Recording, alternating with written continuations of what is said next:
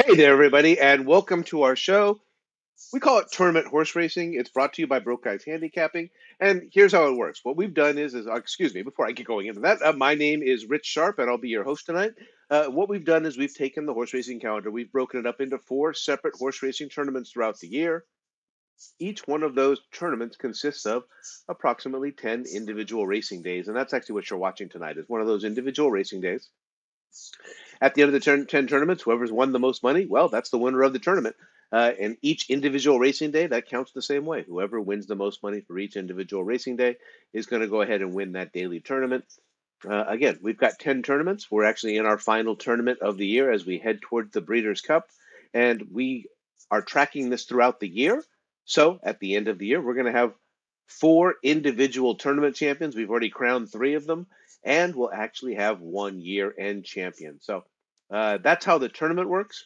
As a matter of fact, I'm going to go ahead and stop talking here. I'm going to bring in only one of my handicappers. Actually, believe it or not, this show started out a couple of years ago. It was called Three Broke Guys Handicapping.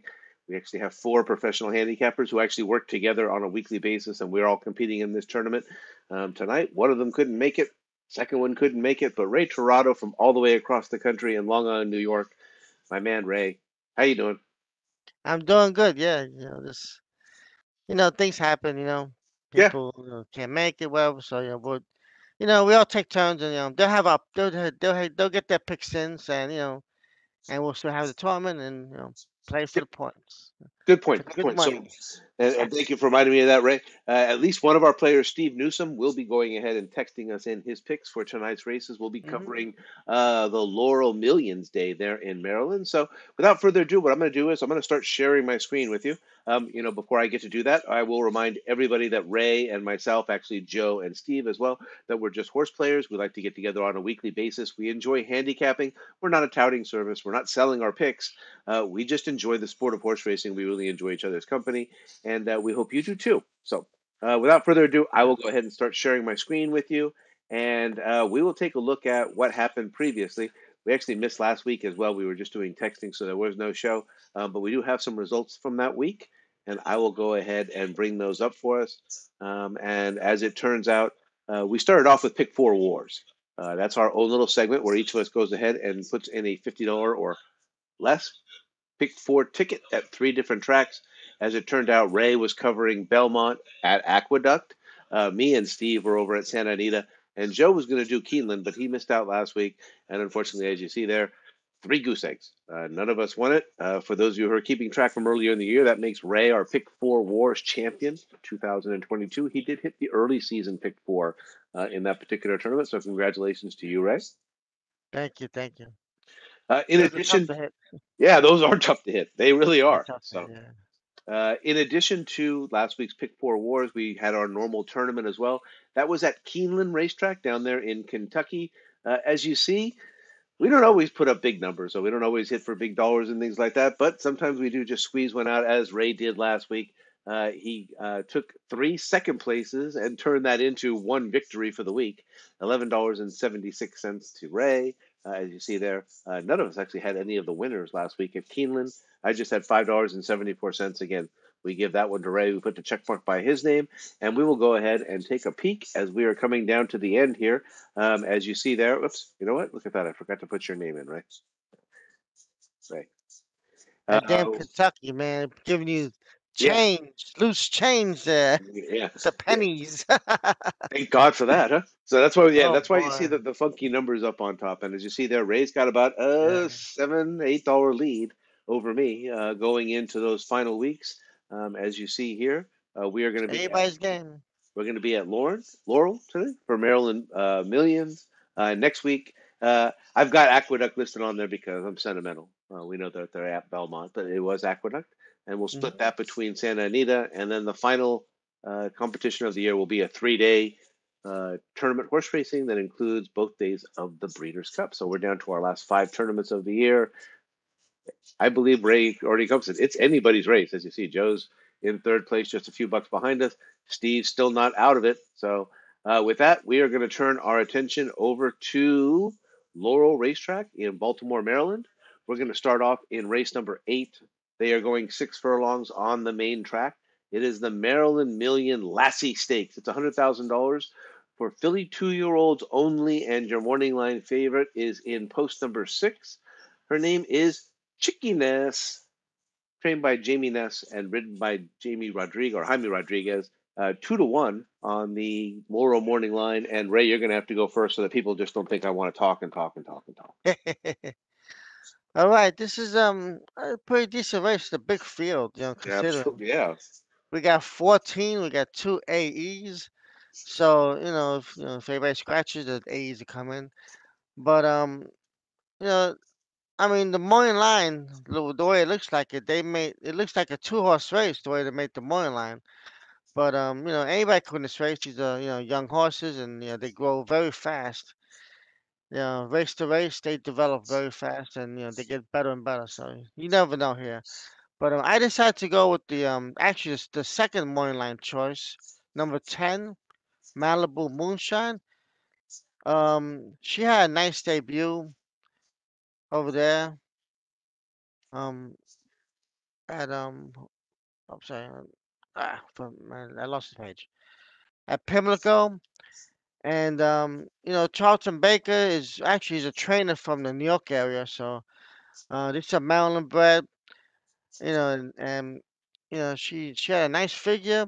She drew off by 6. It was a sloppy racetrack. Maybe tomorrow will be fast, but she should get some good experience from that. She's been working, pretty well at Belmont, and before that was just at Saratoga. So, she's from my neck of the woods. So she's going down there as a shipper, and she should do pretty well. The Daniel Centennial is one of the good jockeys down there. It's at 17% for the year. So I'll go with Malibu Moonshine. To she closed off a pretty decent pace and she drew off. So that'd be my pick, Rich. Malibu Moonshine, number 10. I'm embarrassed to sit there and tell you I have the exact same horse for all the exact same reasons. Boy, this it, isn't yeah, isn't this a little embarrassing? And for that reason, I will go ahead. I'll switch my pick so to make sure that I can give myself a little bit of traction here on the show, and just so I don't just have to say ditto to what Ray said. I'll go ahead. I'll go ahead and go with a chalk. Hmm. Chickiness is a good solid Yeah. horse there. And Jaime Oh yeah. Rodriguez, as you see there, 26% in 2022. Him and Jamie Ness actually have a little bit of a connection. So not only is it 23% together, but look at that 96 races he goes to him. So that's obviously one of his go-to guys there. The horse did win a maiden special weight event there in Delaware, and then took just a little bit of time off between races, and then took into two smaller stakes races, also there in Delaware, and now takes a step up to Laurel. I really did like the 10 horse, but again, to give us at least a little bit of variation in what you guys are seeing here today, I will go ahead and go back to the favorite, and I'll take the 6, which is Chickiness.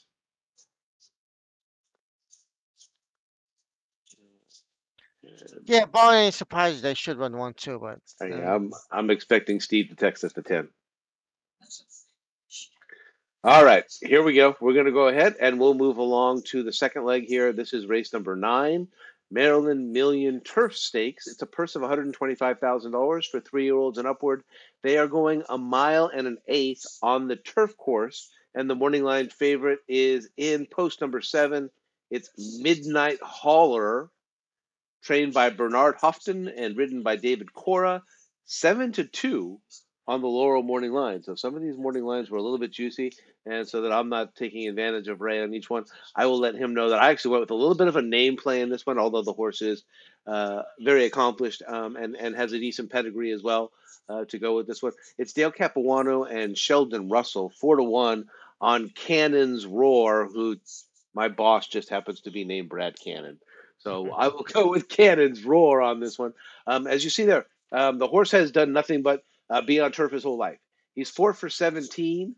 He is an 8-year-old, but they're going a mile and an eighth, which I'm assuming is one of the longer distances that you'll see there at Laurel.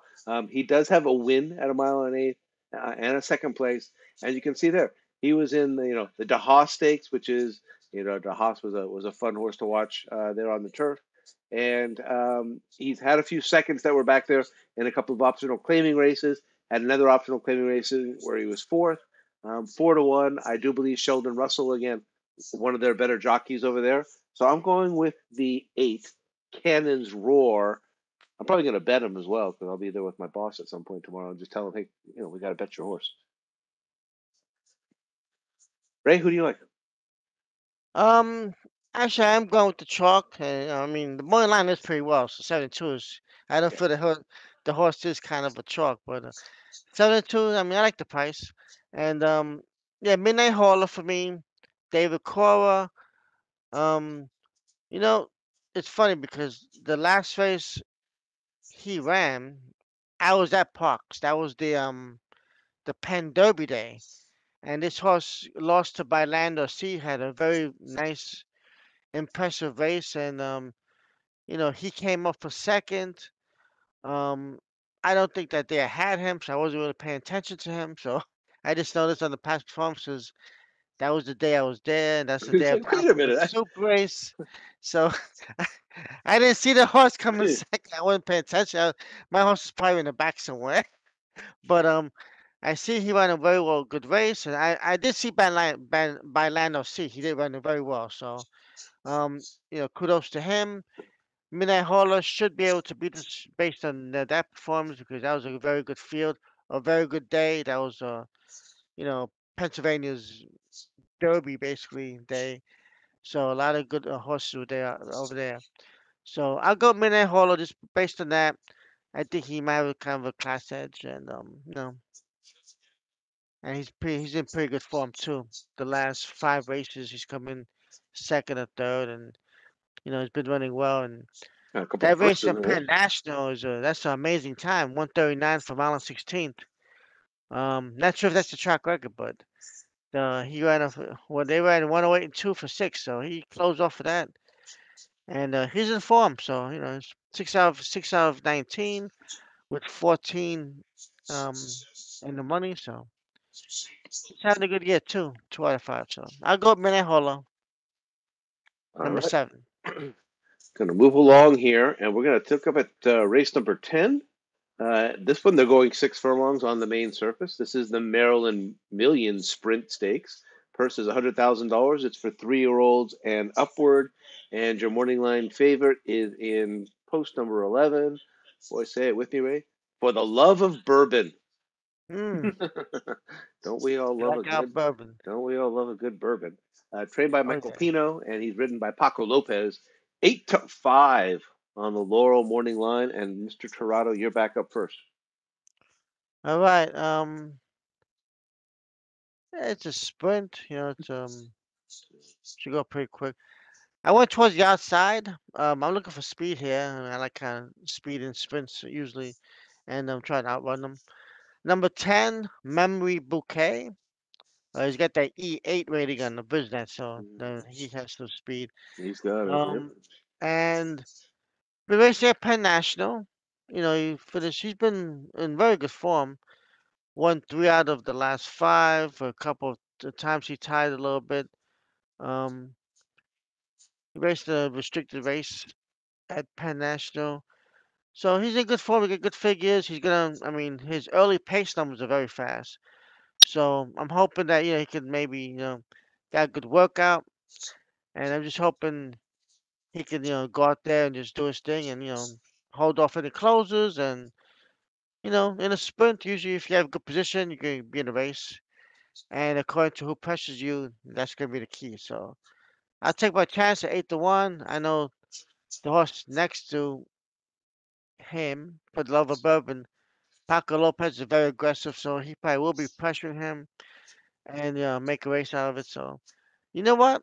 Maybe in this case, maybe Caramonos might take back a little bit and stalk and save some for the end. So let's see what happens. It's gonna be a challenge, but at least Mary Bouquet for me. I, like they say, they'll pay for first or second in this tournament. So Yeah. I could get maybe a second here also, and get a good decent place price. So that's the goal here. So I'll go with Memory Bouquet, which number 10. I took a little bit of a shot in this race. I read the same thing you did. I thought I saw a lot of speed in this race. I saw a lot of the E types. As you Hmm. mentioned, they were all the way up to E8, as obviously quite a few speed types going to show up in this particular race. I decided to go with the closer. I went all the way outside, right? When you said you were going outside, my heart started beating. I was like, oh no, here we go again. But I've got a horse who actually kind of a funny name for him. It says he's always in a hurry, Oh yeah. even though he rarely actually ever is. He takes his time getting into there. I'm hoping to see something, sub 22 for this race, and hoping that that sets it up nicely for him. And as a result, I'm hoping that that 14 post isn't much of a trouble for him because all his jockey Angel Cruz is really going to want to do is probably get him over and get him into good position for that first turn. To see if he can drive home with his kick. He does have very good speed figures if you look there. If you take out the 174 that he has there that was at oh boy TIM. I'm forgetting what track that is, but you take that one out. All the rest of the speed figures are positive over 80, several 90s. So he is a fast horse, if not a quick horse. And Dale Capuano can train. He's actually one of their top trainers that's out there. And I believe I have bet some Angel Cruz horses in the past as well. So I decided to go ahead and go with the closer, hoping for something of a little bit of a speed breakdown in front of him. Always in a hurry. I got the 14 horse. That's I did Timonium. Timonium? Timonium racetrack. Okay, then Yeah. maybe yeah, okay. That would make sense.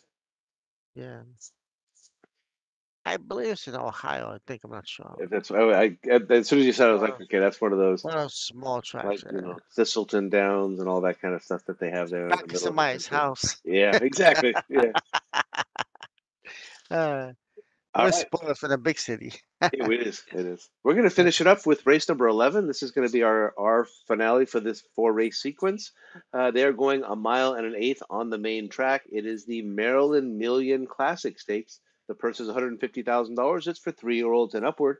Your morning line favorite is in post number 12. It's Cord Maker.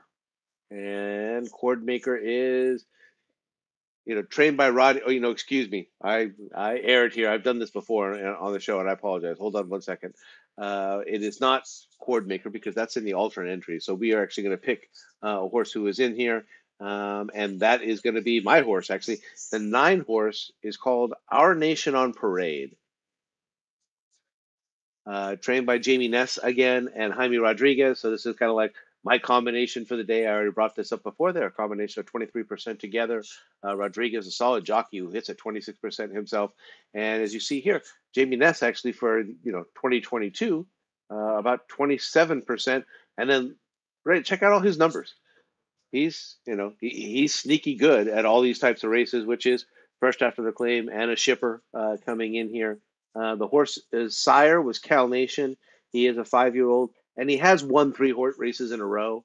And again, provided that the alternate entry does not sneak in there, this should be the morning line favorite. And I am going to go ahead and eat the chalk again. So I've got the 9, Our Nation on Parade. Ray, what say you? I went with the number 7, Vance Scholars, Del Capiano, pretty decent trainer over there.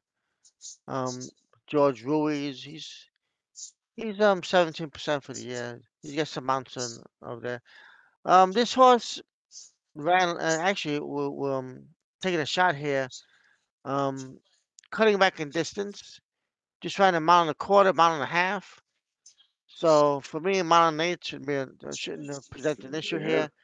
His last 3 races on the dirt have been good. The only flop he had there, they tried the Virginia Derby, and he ran good for a half and just packed in after that.